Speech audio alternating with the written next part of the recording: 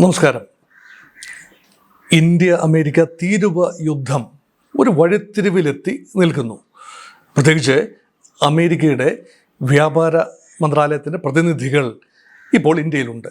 അവർ 5 ദിവസത്തെ വിശദമായ ചർച്ചകൾക്കായി ന്യൂഡൽഹിയിൽ എത്തിയിരിക്കുകയാണ്. വിഷയം റെസിപ്രോക്കൽ ടാരിഫാണ്. പകരത്തിന് പകരം ചുങ്കം ചുമത്തും എന്ന ഡൊണാൾഡ് ട്രംപിൻ്റെ ഭീഷണി എങ്ങനെയാണ് മറികടക്കുക? ഇന്ത്യയിൽ നിന്നും അമേരിക്കയിലേക്ക് കയറ്റുമതി ചെയ്യുന്ന ഉൽപ്പന്നങ്ങൾക്ക് ഭീമമായ തീരുവ ചുമത്തപ്പെടുകയാണെങ്കിൽ ഇന്ത്യയുടെ കയറ്റുമതി വ്യാപാരത്തെ കാര്യമായി ബാധിക്കും. ഇന്ത്യക്ക് ഏറ്റവും കൂടുതൽ കയറ്റുമതിയുള്ള ഒരു രാജ്യമാണ് അമേരിക്ക. $87 ബില്യൺ വർത്ത് ഓഫ് എക്സ്പോർട്ട്സാണ് ഇന്ത്യ അമേരിക്ക കയറ്റുമതി. ഇറക്കുമതി അതിനേക്കാൾ വളരെ കുറവാണ്. $42 ബില്യൺ താഴെയാണ് അമേരിക്കയിൽ നിന്നും ഇന്ത്യയിലേക്കുള്ള ഇറക്കുമതി. അങ്ങനെ വരുമ്പോൾ ഏതാണ്ട് $45 ബില്യൺ അടവശിഷ്ട നിലയിൽ മെച്ചമുണ്ട് ഇന്ത്യക്ക്.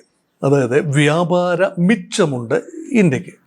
അപ്പം അതുകൊണ്ട് ട്രേഡ് സർപ്ലസ് ആണ് ഭാരതത്തെ സംബന്ധിച്ചിടത്തോളം. അത് മറ്റ് പല രാജ്യങ്ങളുമായി തട്ടിച്ചു നോക്കുമ്പോൾ അത് വളരെ വളരെ മെച്ചവുമാണ്. മറ്റ് പല രാജ്യങ്ങളുമായി നമുക്ക് വ്യാപാര കമ്മിയാണ്. നമുക്ക് ഇറക്കുമതി കൂടുതലും കയറ്റുമതി കുറവും. അമേരിക്കയിൽ അങ്ങനെയല്ല.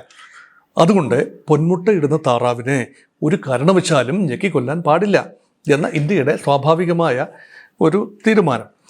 അതിന് സ്വല്പം വഴങ്ങി കൊടുക്കേണ്ടി വന്നാലും സാരമില്ല എന്നാണ് ഒരു പക്ഷേ ഇന്ത്യയുടെ നയം.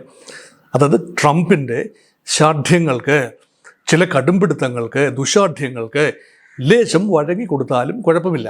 നമുക്കൊന്ന് പരിശോധിക്കാം എന്താണ് ഇന്ത്യയിൽ നിന്നും അമേരിക്കയിലേക്ക് കയറ്റുമതി ചെയ്യുന്ന ഉൽപ്പന്നങ്ങൾ. പ്രധാനമായും വജ്രം, ഡയമണ്ട്സ്, പലതരത്തിലുള്ള വൈരക്കല്ലുകൾ അമേരിക്കയിലേക്ക് കയറ്റുമതി ചെയ്യുന്നു. ഫാർമസ്യൂട്ടിക്കൽ ഉൽപ്പന്നങ്ങൾ, മരുന്നുമായി ബന്ധപ്പെട്ട ഫാർമസ്യൂട്ടിക്കൽ ഉൽപ്പന്നങ്ങളുടെ വൻ കയറ്റുമതി അമേരിക്കയിലേക്കുണ്ട്. അത് ഗുണനിലവാരം, ഗുണമേന്മ ടെസ്റ്റൊക്കെ കഴിഞ്ഞതിന് ശേഷമാണ് നടക്കുക. ടെക്സ്റ്റൈൽ കയറ്റുമതി വൻതോതിൽ നടക്കുന്നു. കാരണം ലാഭകരമായ ലേബർ ഉപയോഗിച്ച് ഇവിടെ ഉൽപ്പാദിപ്പിക്കുന്ന തുണികൾ, പ്രത്യേകിച്ച് ടെക്സ്റ്റൈൽ ഫൈനൽ പ്രോഡക്റ്റ്സ് ഉൾപ്പെടെ ഗുണനിലവാരമുള്ള ഷർട്ട്സ്, റെഡിമെയ്ഡ് ഉൽപ്പന്നങ്ങൾ, മറ്റ് ഐറ്റംസ് എല്ലാം തന്നെ കയറ്റുമതി ചെയ്യുന്നുണ്ട്. മെഷീനറിയാണ് മറ്റൊരു പ്രധാനപ്പെട്ട കയറ്റുമതി. ഈ യന്ത്രഭാഗങ്ങൾ, യന്ത്രഘടകങ്ങൾ ഇന്ത്യയിൽ നിർമ്മിച്ച് അമേരിക്കയിലേക്ക് കയറ്റുമതി ചെയ്യുന്നു. ഇതിനൊക്കെ പുറമെയാണ് ഇന്ത്യയുടെ സോഫ്റ്റ്വെയർ കയറ്റുമതി. ഇന്ത്യ ഒരു സോഫ്റ്റ്വെയർ രംഗത്തെ ഭീമൻ ആണെന്ന് വേണമെങ്കിൽ പറയാം. അതുകൊണ്ട് ആ ഒരു സൈബർ സ്പേസിൽ ഇന്ത്യക്ക് വളരെ വലിയ മേധാവിത്വമുണ്ട്. അതുകൊണ്ട് അമേരിക്ക എന്ന് പറയുന്നത് വളരെ വലിയ ഒരു എക്സ്പോർട്ട് ഡെസ്റ്റിനേഷനാണ്. എന്നാൽ അമേരിക്കയിൽ നിന്ന് ഇങ്ങോട്ട് ഇറക്കുമതി ചെയ്യുന്ന കാര്യങ്ങളുടെ ഒരു കണക്ക് പരിശോധിച്ചാൽ രസകരമാണ്. അത് വലിയ ഹൈടെക് ഉപകരണങ്ങളൊന്നും അല്ല.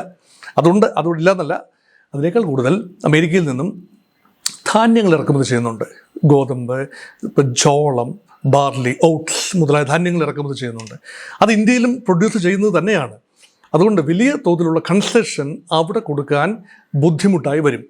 അതേസമയം ഇന്ത്യയിൽ കാര്യമായ വിളവില്ലാത്ത പിസ്റ്റ, ബദാം, അങ്ങനെയൊക്കെയുള്ള വാൾനട്ട്, ചെസ്റ്റ്നട്ട്, ഇങ്ങനെയൊക്കെയുള്ള വിദേശ രാജ്യങ്ങളിൽ മാത്രം, പ്രത്യേകിച്ച് സ്വല്പം തണുപ്പുള്ള രാജ്യങ്ങൾ, ബദാമൊക്കെ ഇവിടെയും വളരും, ഇല്ലെന്നല്ല, തണുപ്പുള്ള രാജ്യങ്ങളിൽ മാത്രം വളരുന്ന പല നട്ട്സും ഡ്രൈ ഫ്രൂട്ട്സ് ഉൾപ്പെടെയുള്ള കാര്യങ്ങൾ, അതിന് കാര്യമായ ഇറക്കുമതി ചുങ്കം ഇപ്പോൾ ചുമത്തുന്നുണ്ട്. അത് ഏതാണ്ട് പകുതിയായി കുറയ്ക്കാമെന്നാണ് ധാരണ. അതായത് ഗോതമ്പ് ഉൾപ്പെടെയുള്ള കാര്യങ്ങൾക്ക് കാര്യമായ വ്യത്യാസമുണ്ടാവില്ല. അതേസമയം ഡ്രൈ ഫ്രൂട്ട്സ് ഉൾപ്പെടെയുള്ള കാര്യങ്ങളിൽ വളരെ വലിയ കട്ട് ഉണ്ടാകും. അതായത് അവരുടെ ഇറക്കുമതി തീരുവ ഇപ്പോൾ 55%, 60% ഒക്കെ നിൽക്കുന്നത് നേരെ പകുതിയാക്കി കൊണ്ടുവരിക. ഏതാണ്ട് ഇപ്പോൾ പറയുന്ന ഒരു അനൗപചാരിക ധാരണ എന്ന് പറയാനാവില്ല. ചർച്ചകളിൽ ഇപ്പോൾ റിഫ്ലക്റ്റ് ചെയ്യുന്നൊരു കാര്യമെന്ന് പറയുന്നത് 5%-നും 30%-നും ഇടയിൽ തീരുവ ചുമത്തപ്പെടുന്ന അമേരിക്കയിൽ നിന്നും ഇങ്ങോട്ട് ഇറക്കുമതി ചെയ്യുന്ന ഉൽപ്പന്നങ്ങൾക്ക് ഫ്ലാറ്റായി ഒരു നേരെ പകുതിയാക്കി കുറയ്ക്കുക. അതാണ് ഒരു നിർദ്ദേശം.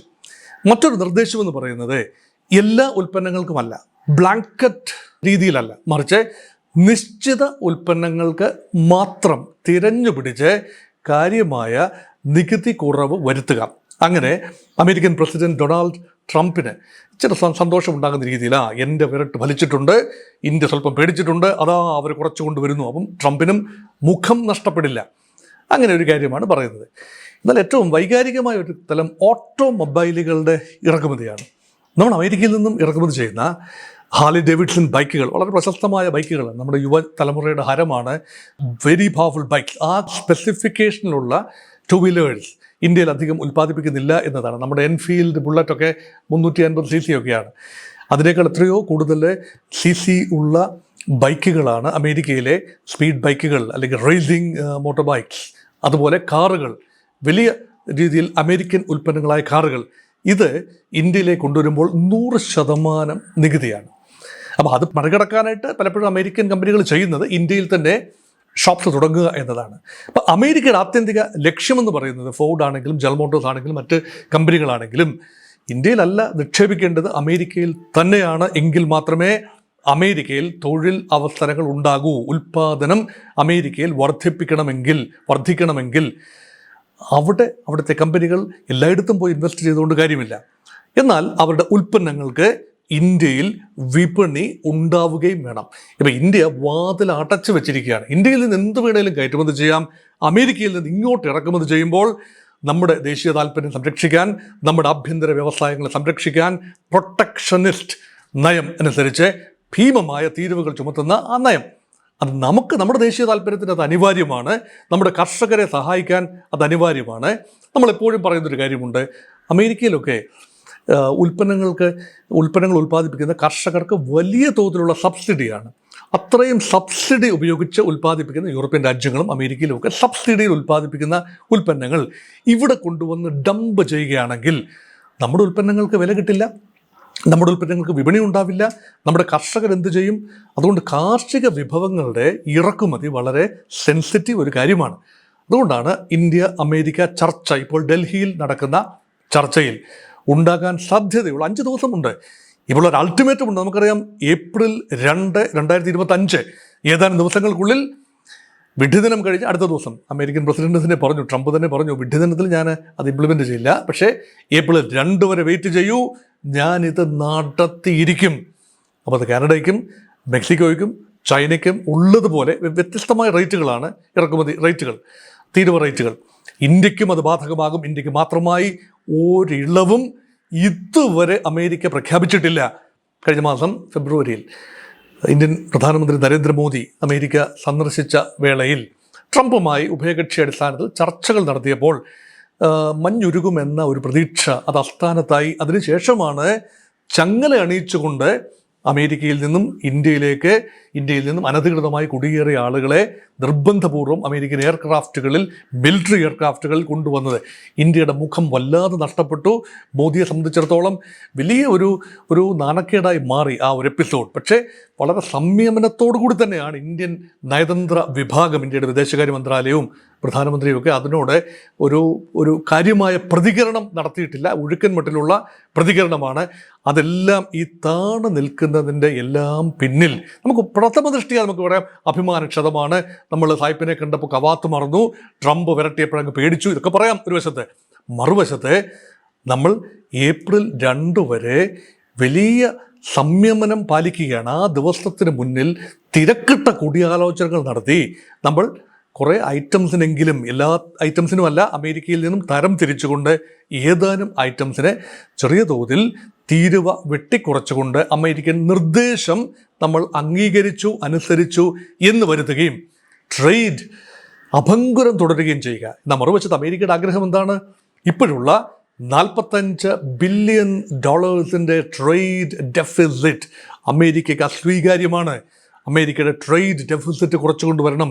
ഇന്ത്യയിൽ നിന്നുള്ള കയറ്റുമതി അല്ലെങ്കിൽ അമേരിക്ക ഇന്ത്യയിൽ നിന്ന് ഇറക്കുമതി ചെയ്യുന്ന കാര്യങ്ങൾ കുറവ് വരുത്തിയതിനു ശേഷം വിയറ്റ്നാമിലേക്കും ഫിലിപ്പീൻസിലേക്കും ഇന്തോനേഷ്യയിലേക്കും അത് ഔട്ട്സോഴ്സ് ചെയ്യുക. മെഷീനറി ഉൾപ്പെടെയുള്ള കാര്യങ്ങൾക്ക്, ഫുഡ് ഗ്രെയിൻസ് ഉൾപ്പെടെയുള്ള കാര്യങ്ങൾക്ക് അങ്ങോട്ടും ഔട്ട്സോഴ്സ് ചെയ്യാവുന്നതേ ഉള്ളൂ. അപ്പോൾ അമേരിക്ക അങ്ങനെയുള്ള ഓപ്ഷൻസ് അമേരിക്കയുടെ മുന്നിലുണ്ട്.